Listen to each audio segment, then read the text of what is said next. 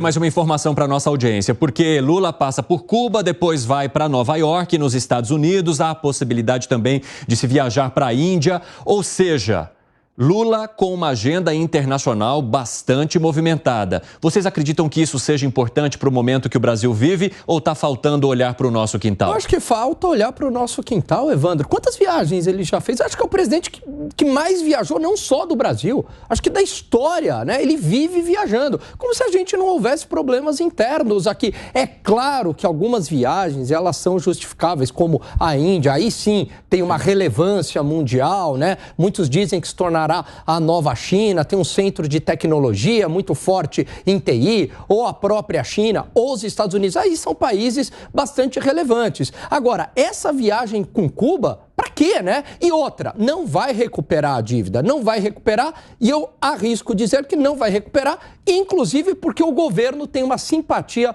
muito grande, ideológica com o regime cubano e, lógico, que não quer recuperar esse dinheiro. Gustavo Segré, nessa viagem aos Estados Unidos pode haver algum tipo de defesa de Lula em relação a Cuba para as autoridades americanas? Seria como você ir na casa do teu amigo e criticar a mãe dele na casa dele. É mesmo? Lógico. Bom, aonde que é? A Assembleia da ONU fica onde? Nos Estados Unidos.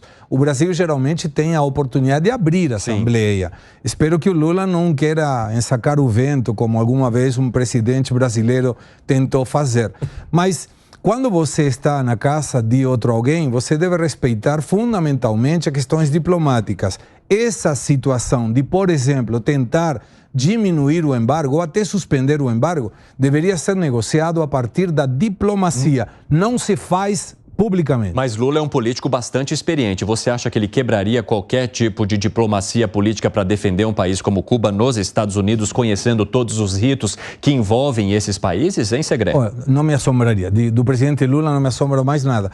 Mas, de qualquer forma, é uma questão que não ficaria elegante, pelo menos, vou falar dessa expressão, de tentar barrar o embargo americano através de uma reunião na Assembleia da ONU. E aí, de alguma forma, tiraria a máscara de aonde está tentando ir o governo brasileiro em termos de geopolítica no mundo. Há algum tipo de máscara para cair de Lula em relação à comunidade internacional, hein, Piperno? Eu acho que ele é um político bastante transparente e que se relaciona com todos os blocos, todos os países. Inclusive, não faz muito tempo, estava de mãos dadas lá com a primeira-ministra, né, direitista da Itália. O Lula não tem problemas em desenvolver esse tipo de relação. Aliás, ele era muito mais amigo do George Bush, republicano, do que do próprio Obama, que um dia chamou ele de o cara. Depois mudou de ideia. Mas houve um momento em que ele incensou o Lula, que se dava, que era amigo até hoje, né, do ex-presidente George Bush. Agora, eu acho que o Lula,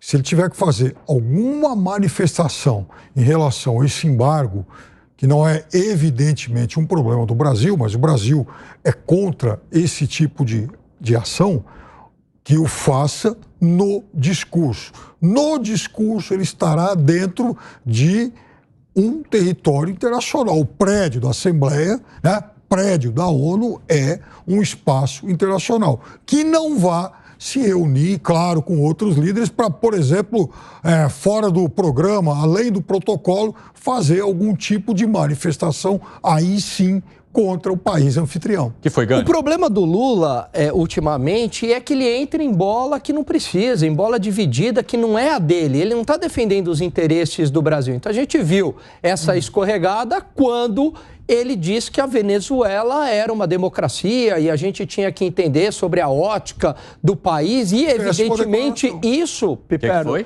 foi uma péssima declaração. Então, foi uma péssima declaração. E aí, o que ele ganha com isso? Outra, né? Rússia e Ucrânia, conflito bastante complexo, interesses diversos. Ao invés de ficar quieto, ele resolve dar uma opinião, né, desnecessário, porque aí num primeiro momento ele está mais pró-Rússia, depois ele viu que pegou mal, aí ele é mais pró-Ucrânia e Ocidente, aí volta atrás, quer dizer, é completamente desnecessário, ele gera um desgaste que não precisa, ao invés de sair pela tangente e não entrar nisso, até porque nós temos interesse, sim, com a Rússia e também evidentemente, com o próprio Ocidente, com os Estados Unidos e demais países da União Europeia, não. Ele começa a entrar nessa por essa vaidade geopolítica, porque ele quer ter, né? Ele não basta ser presidente por 3 vezes do Brasil, ele quer ter um protagonismo mundial como um líder geopolítico, e a grande frustração dele é essa, que ele não é esse líder geopolítico. Mas o argumento que o governo usa nesse momento para se transformar, para colocar Lula como esse representante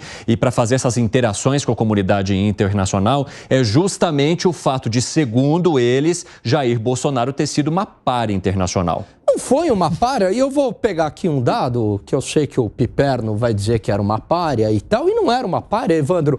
Por exemplo, se a gente pegar os investimentos estrangeiros diretos, investimento em capital produtivo aqui no Brasil, abrir a balança de pagamentos e comparar o mesmo período de 2022 com agora, caiu bastante os investimentos estrangeiros diretos. Ou seja, seria uma narrativa, mas os números trazem o sentido contrário. Exatamente, Evandro. Então, se fosse uma párea internacional, ninguém ia querer botar dinheiro no Brasil. Então, vai lá, abre a balança de pagamentos, né? A audiência pode abrir, tá lá e vê que no 2022... A economia acaba contrariando o discurso, hein, Gustavo Segré? São duas coisas diferentes. Alan está certo.